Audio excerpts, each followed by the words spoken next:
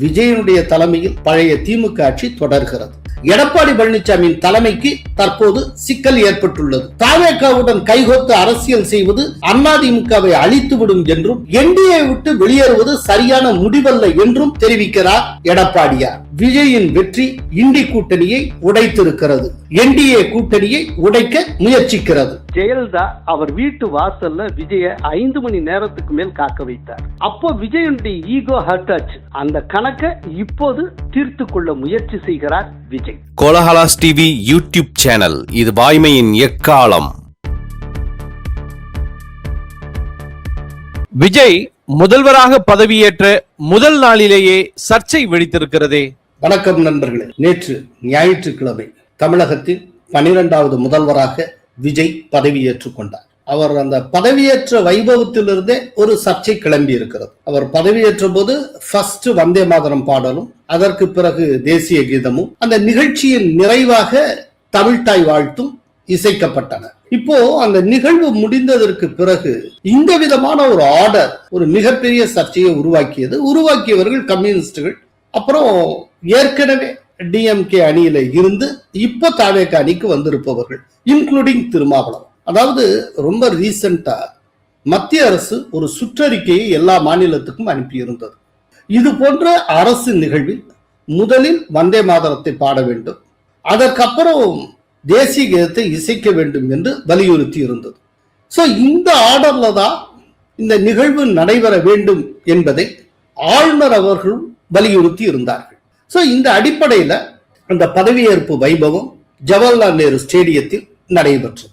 So first Vande Mataram, அப்புறம் தேசிய கீதம், அதுக்கப்புறம் தமிழ்தாய் வாழ்த்து. அதாவது நிறைவாக தமிழ்தாய் வாழ்த்து. இப்ப இது நிறைவாக பாடப்பட்டத தமிழ்தாய் வாழ்த்த கடைசியா பாடிட்டாங்க அப்படின்னு இவங்க இன்டர்பிரட் பண்றாங்க.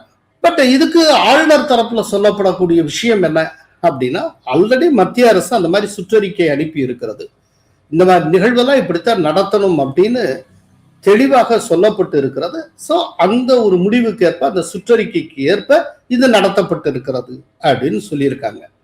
அதே நேரத்துல தாவேகாவோட இப்ப கைகோர்த்து இருக்கக்கூடிய டிஎம்கே பழைய பார்ட்னர்ஸ் அவங்கெல்லாம் என்ன சொல்றாங்கன்னா, எப்படி தமிழை கடைசியா கொண்டு போகலாம். சோ இந்த விஷயத்துல ஏற்கனவே டிஎம்கே ஆட்சியில் என்ன முறை இருந்ததோ அதே முறைதான் பின்பற்றப்பட வேண்டும். முதல்ல தமிழ்தாய் வாழ்த்து பாடப்பட வேண்டும், அப்புறம் நிகழ்ச்சியின் நிறைவாக தேசிய கீதம் இசைக்கப்பட வேண்டும் அப்படின்னு அவங்க சொல்லியிருக்காங்க. இப்ப இந்த விஷயத்துக்கு முற்றுப்புள்ளி வைக்கும் விதமாக தாவேகாவுடைய முக்கிய தலைவர்களில் ஒருவரான ஆதவ் அர்ஜுனா என்ன சொல்லியிருக்கிறார் அப்படின்னா, இந்த மாதிரி ஆளுநர் தரப்புல எங்கள்கிட்ட வலியுறுத்தினாங்க, மத்திய அரசுல இருந்து இப்படி ஒரு சுற்றறிக்கை வந்திருக்கு, அதன்படித்தான் செய்யணும்னு, அதனால அதை ஃபாலோ பண்ணோம்.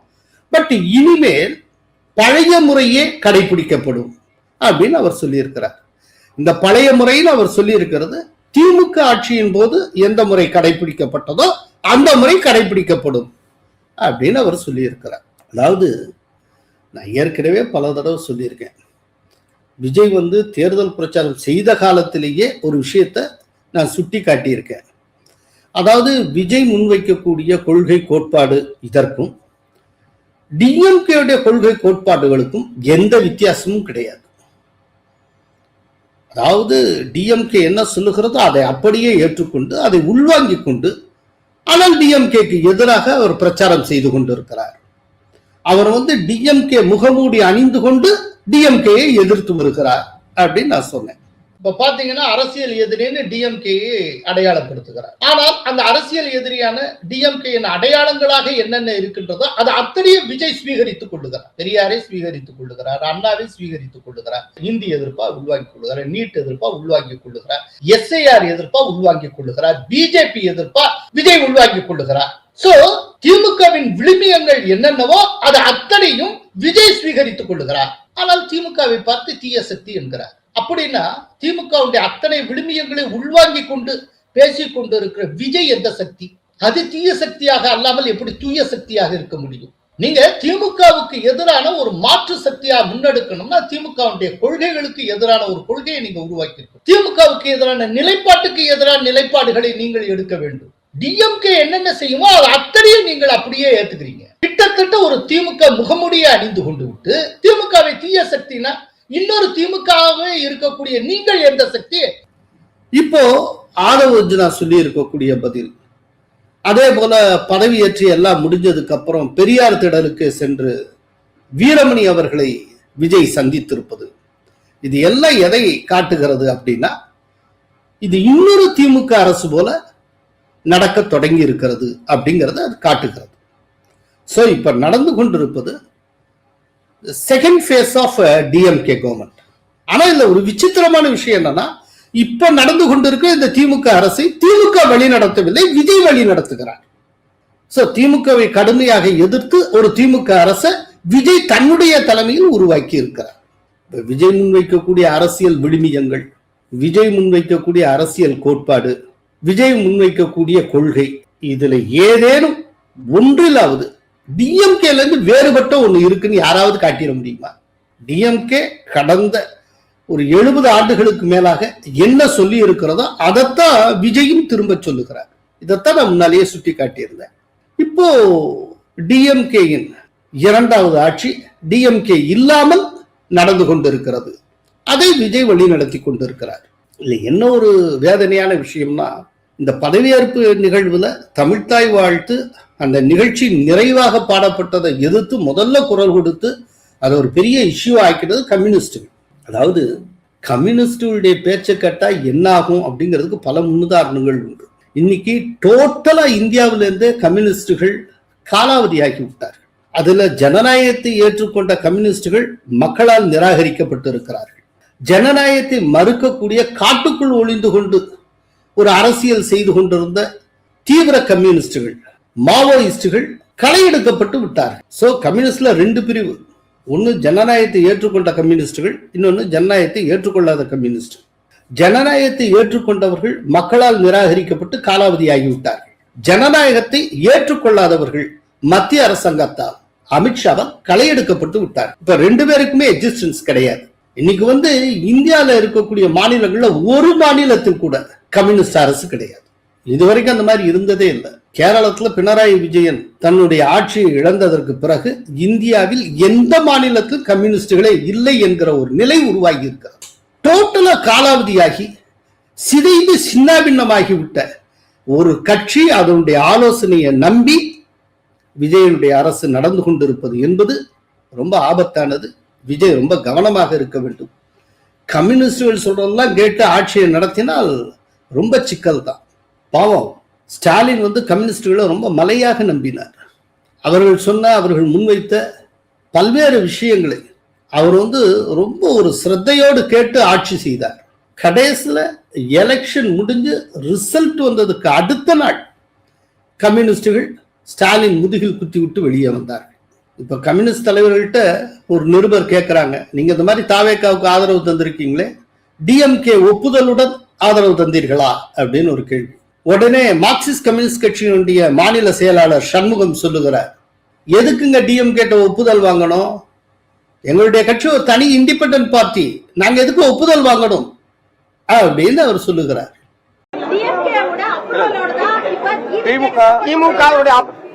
திமுகவுடைய அப்புறம் எங்களுக்கு எதுக்கு? we are independent party. CPM CBI எங்களுடைய கட்சியினுடைய அரசியல் நிலைப்பாட்டை நாங்கள் எடுத்திருக்கிறோம்.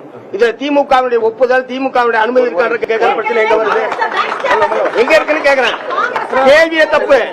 கேள்வியே தப்புமா? இன்னைக்கு இந்த குரல் வசதி தைரியமா பேசுறாரு.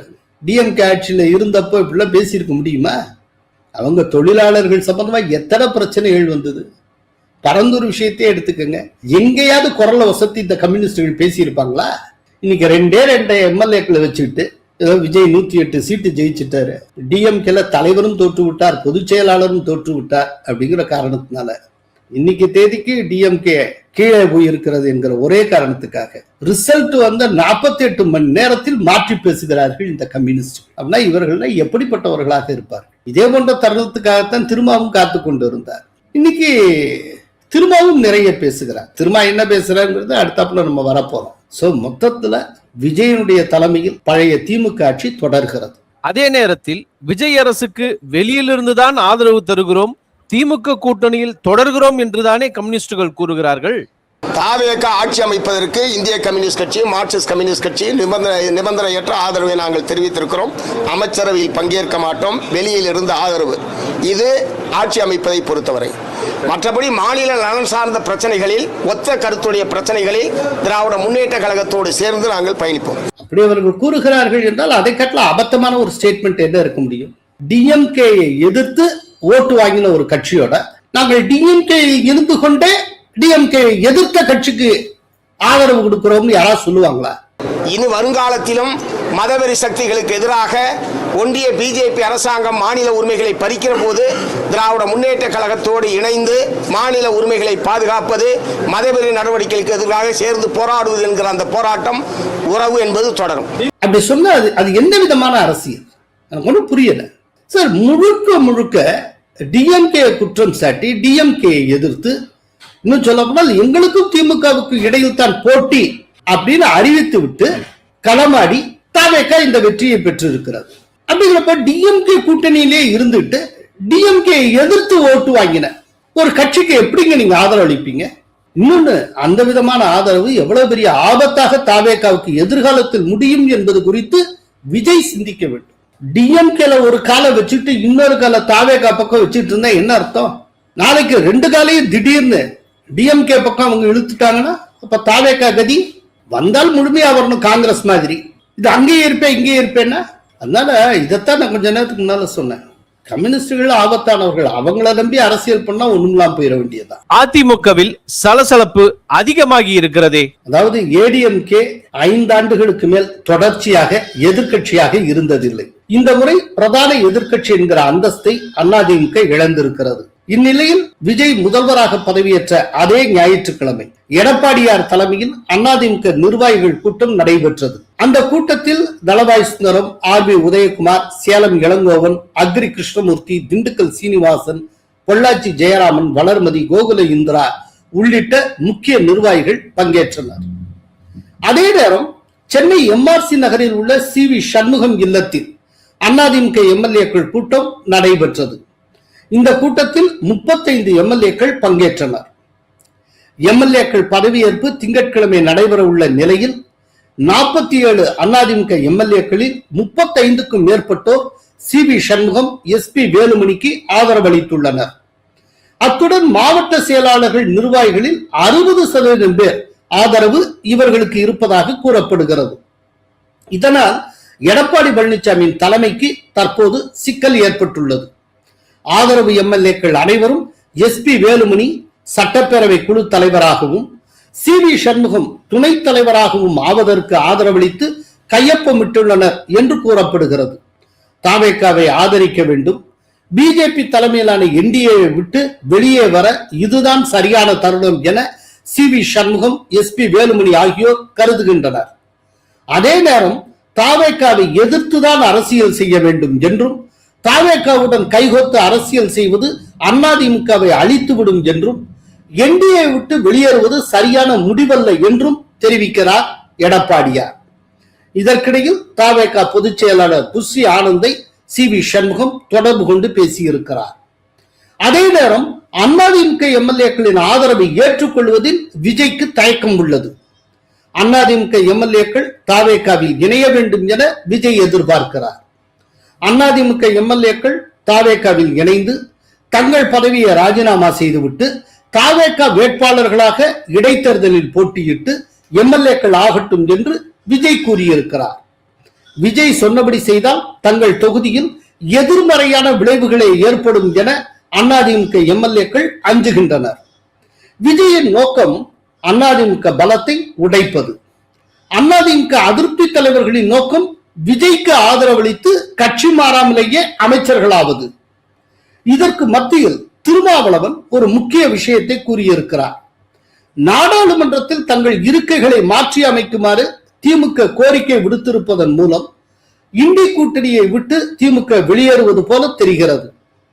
எனவே இண்டி கூட்டணியில் இருப்பதா, திமுக கூட்டணியில் இருப்பதா என்பது குறித்து ஓரிரு வாரங்களில் நாங்கள் முடிவெடுப்போம் என்று திருமா கூறியிருக்கிறார். Congress supported TVK, so DMK wrote a letter to Speaker Lok Sabha that we will not sit in the Lok Sabha along with Congress MPs. So we need a separate region area for the DMK members. From this, we came to know that DMK will not be a part of India bloc in future, will not be in the DMK alliance in Tamil Nadu. In this juncture, VCK have to finalize whether we will continue with the DMK or we will go along with Congress in India bloc. So not yet we decided. So within couple of weeks, we organize our high-level committee and will decide. இன்று மல்லிகார்ஜுன கார்கே அழைப்பை ஏற்று டெல்லி விரைந்திருக்கிறார் திருமா. மொத்தத்தில் விஜயின் வெற்றி indie கூட்டணியை உடைத்திருக்கிறது. NDA கூட்டணியை உடைக்க முயற்சிக்கிறது. விஜயின் அரசியல் பிரவேசம் இத்தனை அசாதாரண மாற்றங்களை கொண்டு வரும் என்று எவரும் யூகித்திருக்க மாட்டார்கள். ஸ்டாலினை சந்திக்க போகிறாராமே முதல்வர் விஜய். எஸ், அதாவது ஸ்டாலினை 2:30 மணிக்கு சந்திக்கிறார் விஜய். அங்க சந்திப்பை முடிச்சுட்டு அவர் வைகோவையும் சந்திக்க இருக்கிறார். இத ஒரு மரியாதை நிமித்தம் சந்திப்பு.